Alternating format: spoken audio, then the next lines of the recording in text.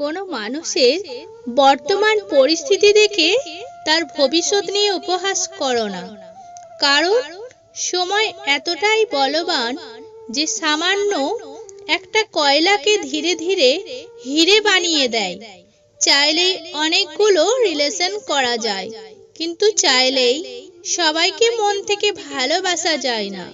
আপনি যখন উপরের দিকে উঠতে থাকবেন, তখন চারদিক থেকে আপনার কাছের মানুষগুলো দূরে সরে যাবে।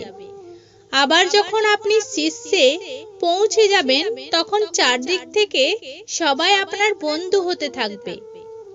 জীবন সঙ্গী হিসেবে এমন কাউকে প্রয়োজন যে তোমার সুখে হাসতে পারে এবং তোমার দুঃখে সমানভাবে কাঁদতে পারে।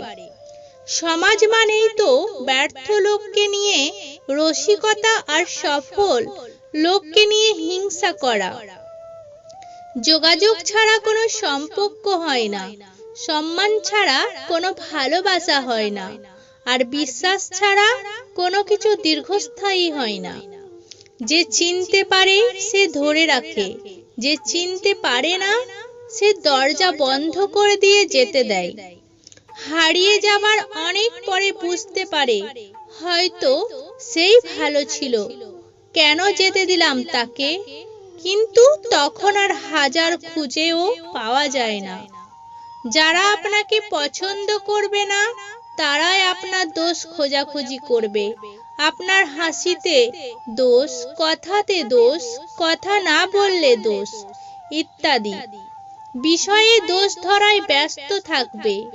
মনে রাখবেন, কিছু মানুষের স্বভাবই হলো অন্য ছোট দোষকে বড় করে দেখা, কারণ তারা আপনাকে হিংসে করে। আপনার গুণ তাদের অসহ্য লাগে।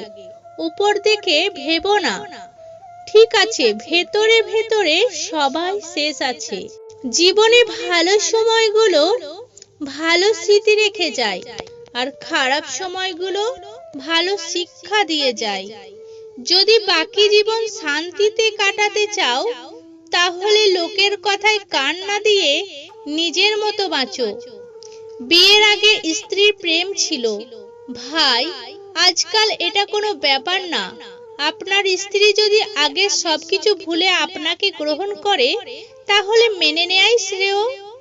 তবে উনি যদি আগের প্রেমিকের সাথে যোগাযোগ করেন আর তাকে ভুলতে না পারেন, তাহলে সম্পর্ক না রাখাই ভালো।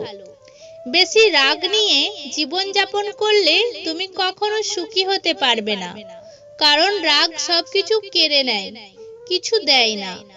জীবনে কষ্ট দেওয়ার মতো মানুষ পেয়েছি, কিন্তু কষ্ট বোঝার মতো মানুষ আজও পেলাম না।